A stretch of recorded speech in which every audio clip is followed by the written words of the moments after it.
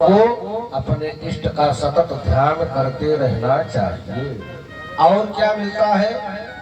व्यास भगवान वर्णन करते हुए कहते हैं, बोले सत्वस्य शुद्धिम परमात्म भक्तिम।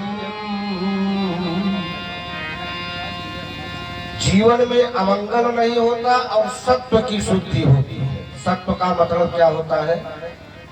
हमारा अंतःकरण पावन पवित्र हो जाता है, परम पवित्र हो जाता है अंतःकरण। सत्व की शुद्धि हो जाती है, अंतःकरण परम पवित्र हो जाता है। और जब हमारा अंतःकरण पवित्र होगा तब जाकर के परमात्म भक्तिम। जब तक हमारा अंतःकरण पवित्र नहीं होगा तब तक हम दिखावे की भक्ति कर सकते हैं। हमारे हृदय में भगवत प्रिया रूपी भक्ति का वास हो ही नहीं सकता। परमात्मा भक्ति, क्योंकि गोस्वामी जी ने भी तो लिखा है रामचरितमानस में, बोले निर्मल मन जन सो मोहि पावा।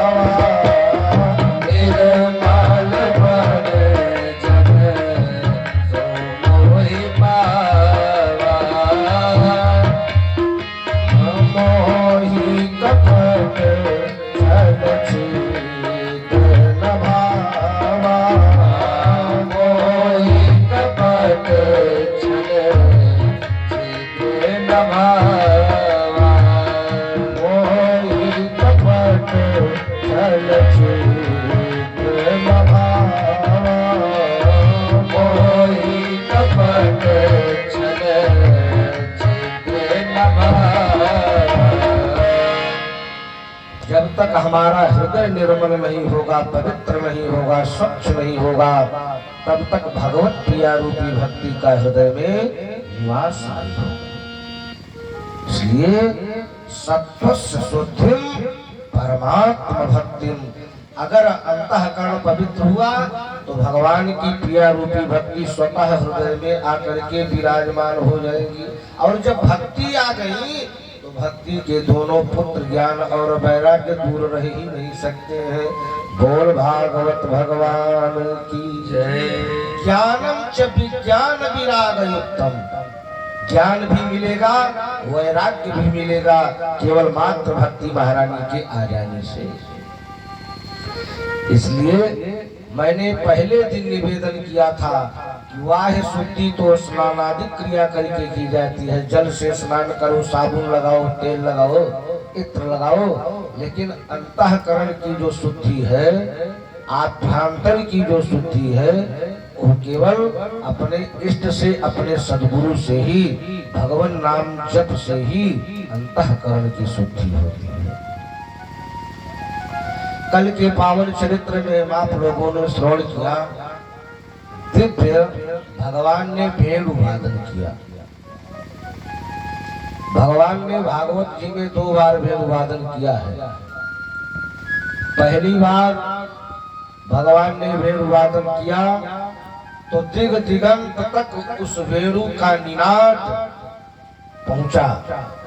और भाई दूसरी बार जब भगवान ने भेड़ू वादन किया तो लिखा है भागवत जी में कि जिन गोपियों के वस्त्रापहरण चीर हरण भगवान ने किए थे, उन्हीं गोपियों के कानों तक भेड़ू की आवाज पहुंची। भागवत भगवान वर्णन करते हुए कहते हैं कि जैसे ही भगवान ने अपने अधरों पर मुरली भेड़ू को धारण किया और सुंदर वादन किया भेड़ू का, तो भाई व्यास भगवान कहते हैं कि निशम्य गीतम तदनंग वर्धनम व्रजश्रियः कृष्ण गृहीत मानसा आजगमुरन्योन्यवलक्षितोद्यमः स यत्र कान्तो च वनोऽनुकुण्डलाः। आज गोपियां जैसे ही बेणु वादन की आवाज गोपियों के कर्णों तक पहुंची, तो आज गोपियां जिस स्थिति में थी, जिस स्थिति में गोपियां थी, अगर केस खुले थे तो खुले थे, वस्त्र अव्यवस्थित थे तो अव्यवस्थित थे, उनको व्यवस्थित भी नहीं कर पाई गोपियां। और जैसे ही भगवान ने वेणु वादन किया, वेणु की आवाज सुनाई पड़ी, तो अंजन्त्यः प्रम्भिजन्तोऽन्यः अंजन्त्यः काश्चलोचने। भागवत भगवान कहते हैं कि एक गोपी बैठ करके दिव्य श्रृंगार कर रही थी, दर्पण के सन्मुख मुख देख करके, और सिंदूर लेकर के मांग में लगाने के लिए तैयार थी। इतने में भगवान के वेणु की आवाज उसके कानों तक पहुंच गई। ऐसे सुध-बुध भूली, ऐसे सुध-बुध खो दिया कि उस सिंदूर को मांग की जगह आंख में ही लगा लेती है। एक गोपी गाय का दोहन कर रही थी और उसी समय भगवान ने वेणु वादन किया, वो बिल्कुल सुध-बुध खो गई। मखानी और दुहनी सब छोड़ करके सीधे अपने प्राण प्रीतम भगवान गोविंद की तरफ चल पड़ी। एक गोपी लकड़ी से भोजन बना रही थी चूल्हे पर, और इतने में भगवान का वेणु वादन हुआ। वो लकड़ी की जगह अपने बेलन को ही चूल्हे में डाल करके सीधे उठ करके भगवान की तरफ चल पड़ी। गोपियां जिस स्थिति में थी, उसी स्थिति में अस्त व्यस्त अवस्था में भगवान की तरफ चलने लगी। एक गोपी अपने पति का पांव दबा रही थी, इतने में भगवान ने वेणु वादन किया, और वो गोपी बिल्कुल तन्मय हो गई, सुध-बुध खो गई, और चलने के लिए तुरंत उठ करके तैयार हुई। पति ने हाथ पकड़ लिया, देवी कहाँ जा रही हो? मध्य रात्रि है, इतनी रात्रि को कहाँ जा रही हो? पति ने जब उस गोपी को जाने से मना कर दिया, रोक दिया, तो लिखा है भागवत जी में, बैठ करके समाधि अवस्था के द्वारा शरीर घर पर, लेकिन प्राण अपने प्राण प्रीतम भगवान गोविंद के पास पहुंच गई। बोल भागवत भगवान की जय। सारी गोपियां भगवान के पास पहुंच जाती है, और भगवान ने जैसे ही देखा कि आज गोपियां, देखो वैसे तो शास्त्रों में भगवान को लिखा गया है कि अमानी मान दो लोके लोक स्वामी त्रिलोक, भगवान बिना मन के हैं, लेकिन आज हमारे भगवान ने मन बनाया। अकृतार्थ जीवों को कृतार्थ करने के लिए जो अनंत जन्मों से उस भगवत रस का पान करना चाहती थी गोपियां, आज उन गोपियों को भगवान ने आनंदित किया, सनाथित किया, और उनके लिए दिव्य महाराज की लीला को भगवान प्रारंभ करते हैं। जब गोपियां रात्रि मध्य 12 बजे भग भग करके भगवान की तरफ भगी, भगवान वन प्रांत में अकेले खड़े थे, अधरों पर वेणु की सुंदर ध्वनि प्रवाहित हो रही थी। और भाई उस समय सुंदर ऋतु थी, सरोवर में कमल के पुष्प खिले थे, भौरे गुंजायमान कर रहे थे, सुंदर पूर्णिमा की रात्रि थी, चारों तरफ उजाला ही उजाला था। और गोपियां जब भगवान के सम्मुख पहुंचती हैं, तो भगवान खड़े होकर के उन गोपियों का स्वागत करते हैं। आइए देवी, आइए, आपका स्वागत। स्वागतम ओ महाभाग प्रियम किम करवाणि वः ब्रजस्यानामयं कश्चित् भूतागमन कारणम्। आपका स्वागत है, आप धन्य है, आइए आइए, आपका स्वागत है। इतने में जब गोपियों का स्वागत भगवान ने स्वयं आगे बढ़ करके जब किया, तो आज गोपियों की खुशी का ठिकाना ही नहीं रहा। गोपियां एकदम प्रसन्न हो गई, और तब भगवान कहने लगे, आप तो महाभाग हैं, बहुत बड़भागी हैं। देवियों, एक बात पूछनी थी आपसे। गोपियां कहने लगी मेरे प्राण प्रीतम गोविंद जरूर पूछ लीजिए क्या पूछना है। भगवान कहने लगे देवी तुम अपना घर द्वार छोड़ करके इतनी रात्रि में भला इस वन प्रांत में जंगल में आपका आना कैसे हो गया। भूतागमन कारण आने का कारण क्या है। अब तो गोपियां क्रोध के मारे पागल हो गई। जिसने निमंत्रण दिया हो आवाहन किया हो बुलाया हो और वही आगे बढ़ करके स्वागत करे और स्वागत करने के बाद कहने लग जाए कि भूतागमन कारण आने का कारण क्या है तुम्हारे। देवी बुरा मत मानना एक बात कहूं क्या। गोपियों से भगवान कहने लगे कि स्त्रियों का परम धर्म है अपने पति की सेवा करना। इससे बढ़कर के गोपियों के जीवन में और कुछ भी नहीं है स्त्रियों के जीवन में। फिर तुम इतनी मध्यरात्रि में इतने भयंकर जंगल में वन प्रांत में क्यों आ रही हो भटक रही हो। अच्छा हो सकता है कि पूर्णिमा की सुंदर छटा देखने के लिए आप वन प्रांत में आई हो। गोपियां अपने अंगूठे पांव के अंगूठे से जमीन को कुरेदने लगी।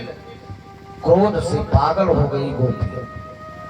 अरे बुलाने के बाद भी अब प्रश्नों की झड़ी कर रहे हैं मेरे प्राण प्रीतम भगवान गोविंद। गोपियां कहने लगी प्रभु मैंने बहुत जंगल देखे हैं बहुत सुंदर सुंदर दृश्य हमने देखा है। हम तो अपने प्राण प्रीतम भगवान गोविंद से मिलने के लिए आई हैं। भगवान कहने लगे देवियों एक बात सुनो। पति चाहे लूला हो चाहे लंगड़ा हो चाहे अपाई हो कोढ़ी हो कैसा भी हो स्त्रियों का परम धर्म है कि वो अपने पति की सेवा ही करती रहे। किसी देवी देवता की पूजा करने की ज्यादा कोई आवश्यकता नहीं है। एक ही धर्म एक व्रत नेमा और काय वचन मन पति पद प्रेमा। और तुम इतनी रात्रि में इस वन प्रांत में आई हो ये समझ में नहीं आ रहा है। भगवान ने प्रश्नों की झड़ी लगा दिया गोपियों के पास और गोपियां काफी देर तक सुनती रही जमीन को कुरेदती रही। और भाई अंत में जब गोपियों को मौका मिला तो गोपियों ने कहा प्रभु एक बात बताओ। आप पति पति कर रहे हो मान लीजिए किसी का पति परदेश चला गया हो मान लीजिए अपनी फोटो दे करके गया हो और कह करके गया हो कि जब तक मैं ना आऊं तब तक तुम इसी फोटो का आश्रय लिए रहना। और मान लीजिए उसका पति परदेश से वापस आ जाए और किवाड़ा खटखटाने लग जाए देवी मैं आ गया हूँ तो क्या ये धर्म है कि मैं फोटो की पूजा करती रहूं या फिर ये धर्म है कि मैं दौड़ करके गेट को खोल दूं। भगवान कहने लगे असली पति आ गया तो गेट खोलना चाहिए स्वागत करना चाहिए। तो गोपियों ने कहा गोविंद ये तो संसार के जो पति है एक रिश्ता है। आप तो मेरे प्राण पति हो न जाने कितने जन्मों से हमने आपको पाने के लिए दर्शन के लिए हमने त्याग किया तप किया। अब किस पति की बात की शिक्षा आप दे रहे हो। गोपियों ने सुंदर भगवान को फटकार लगाया और कहा सुनो तुम तो नंद के छोरा हो इतनी व्याख्या देते जा रहे हो।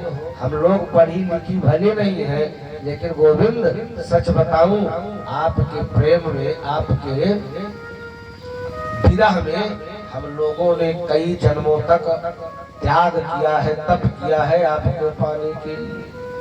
गोपियों कभी स्कूल में पढ़ने नहीं गई कॉलेज विद्यालय में पढ़ने नहीं गई बिल्कुल गंवार थी लेकिन भाई उनका एक लक्ष्य था अपने प्राण प्रीतम भगवान गोविंद को पाने की इच्छा थी उनके मन में।